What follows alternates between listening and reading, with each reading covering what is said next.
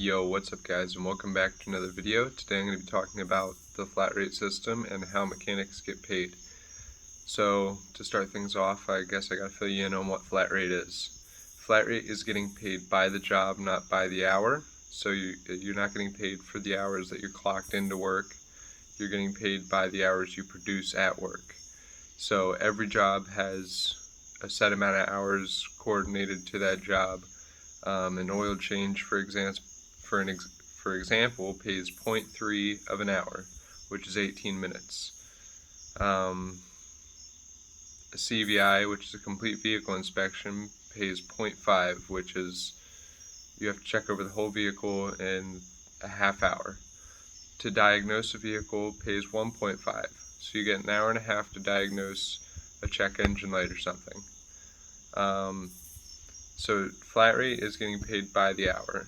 The pros of being on flat rate is if you work in a pretty busy shop, you can basically beat the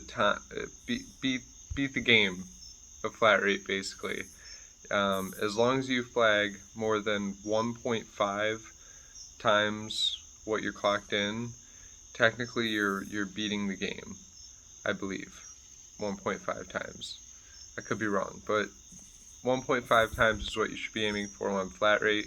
So if you're clocked in for 40 hours, you should be aiming for about 60 hours.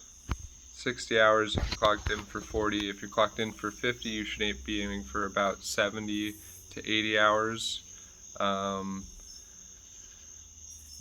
It's not that hard if you're in a super busy shop, and each shop pays different times for every job. So at third-party shops, you're going to be getting paid basically warranty time. Warranty time is a term at a dealership. So dealerships pay you, basically there's nowhere that's going to pay you the most except for a dealership in flat rate. The dealership's going to give you the most time per job, but they're also the most expensive place, so a lot of people aren't spending a whole lot of money there, but there still is work there and you can still definitely make money there. It's not impossible.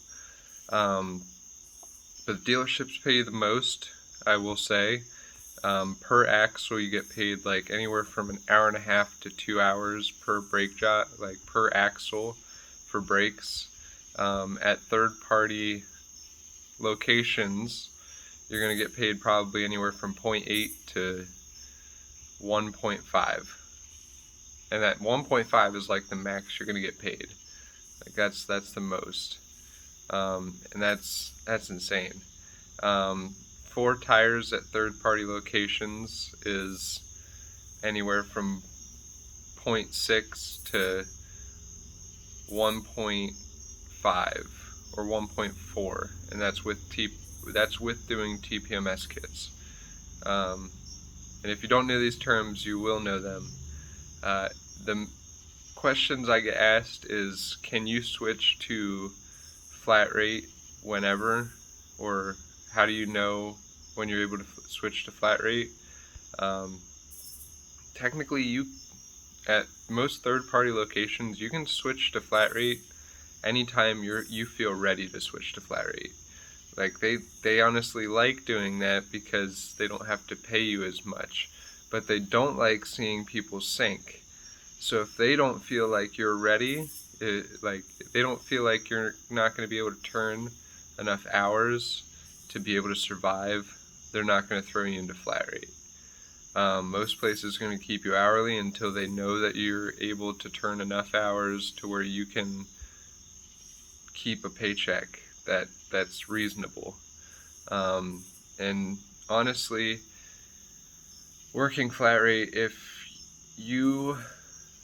until you're probably turning 125% productivity or 130% productivity, I wouldn't switch to flat rate. It's really hard to work flat rate, just because over the years the hours per job have been knocked down for everything. Talking to older techs, everything has just been knocked down because they want things done faster and they want to make things cheaper, so they got to cut into some person's pay, and they're going to cut into yours instead of their pay. But I mean, it's slowly been, at the third-party locations at least, some jobs have been getting more time, which is a plus, but it's still not great. But it's not terrible. It could be more, but you know, oh well. That's how life is, I guess. But I would say, if you're able to, try to avoid flat rate. If you can, try to be hourly. If you can get into like a fleet shop or something like that, to where you're making good money and you have good benefits, I would go for that. I would try to stay out of flat rate as of right now. It's just become like a fight for hours in shops. At least that's how it's been feeling for a while. I mean, talking to a lot of people, I've given up on worrying about hours at this point. I mean, I'm not gonna sit here and worry about it, because if you worry about it, you're just gonna get caught up, and you're gonna overthink it. So try to get hourly if you can. If you can't, try to go for something like a flat rate plus a performance compensation, or hourly plus performance compensation, which is hourly plus you get flat rate time on top of your hourly pay if you get over a certain percentage of hours for the week. That's a really good system. But I mean, give it a try. Flat rate isn't awful, and I mean, the worst that could happen is you don't like it and you do something else. I mean, that's what I would say. What's the worst that could happen? You don't enjoy it and you just say, hey, this isn't for me, and you dip out. That's how it works for everything. You gotta give something a try, or else, you know. So honestly, I would say, if you're thinking about going flat rate, do it. Go flat rate. Just do it. See how it turns out. If it doesn't work out, it might not be for you. If it doesn't work out, you also might have done it too soon. But do it. See how it goes. The worst that could happen is you go back to hourly. That's my input on flat rate. Hopefully you have a better understanding of what it is. If you have any questions, leave it down in the comments below. I will gladly answer any questions you have. Thank you for watching, and peace out.